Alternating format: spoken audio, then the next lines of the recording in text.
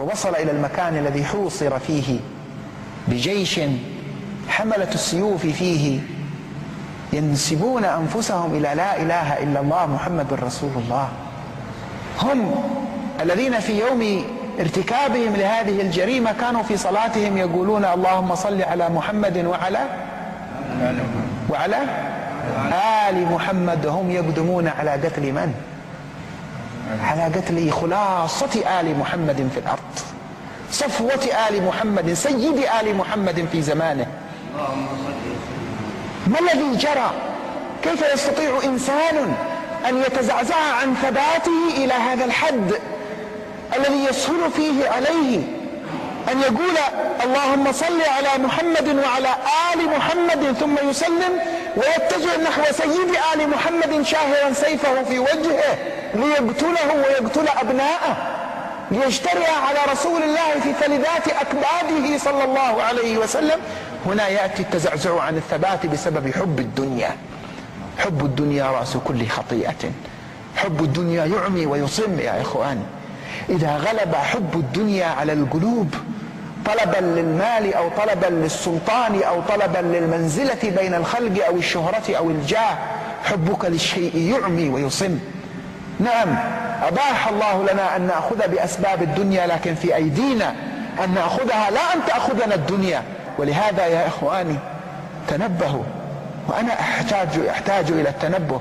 لنا أولاد نحتاج إلى أن نربيهم لزمان الله أعلم كيف يكون، كيف نسقي قلوب أولادنا محبة الله ورسوله وآل بيت رسول الله وأصحاب رسول الله والصالحين من عباد الله. فإن في سقي القلوب لهذه المحبة حماية للقلوب عن أن تقع في مثل ما وقعت فيه قلوب لم تسقى هذه المحبة.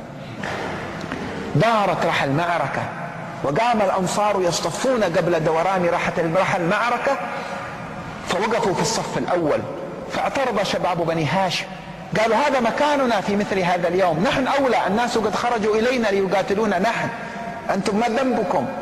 وكان الإمام الحسين في الليل قد ذهب إلى الأنصار وقال لهم الليل ساتر ولكم أن ترجعوا فإن القوم لن يؤذوكم إنهم يريدوننا نحن.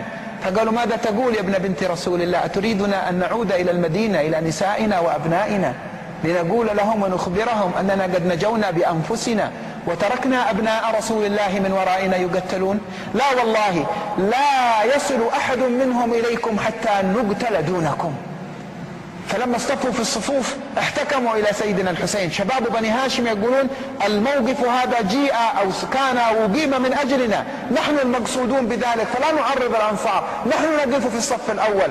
فيقول الأنصار نعلم أنكم أهل لذلك، أنتم أهل الصفوف الأولى في يوم الوغى، ولكن في غير هذا اليوم.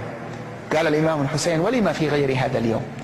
قالوا له لأن القوم إذا وقفتم أنتم في الصف الأول وقتلوكم لا حاجة لهم إلينا، ونحن نخجل من رسول الله أن نرجع إليه في المدينة وقد تركناكم تقتلون ونحن ننظر. ودارت رحى المعركة واستشهد من الأنصار جميع من حضر، ثم استشهد أبناء الإمام الحسين واحدا بعد الآخر. أول من استشهد من أبناء علي بن الحسين، علي الأكبر، كان له 3 أبناء اسماءهم علي الأكبر وعلي الأوسط وعلي الأصغر الذي بقي من أولاد الحسين، ومنه ذريته علي زين العابدين السجاد صاحب ال1000 الركعة رضي الله عنه وأرضاه.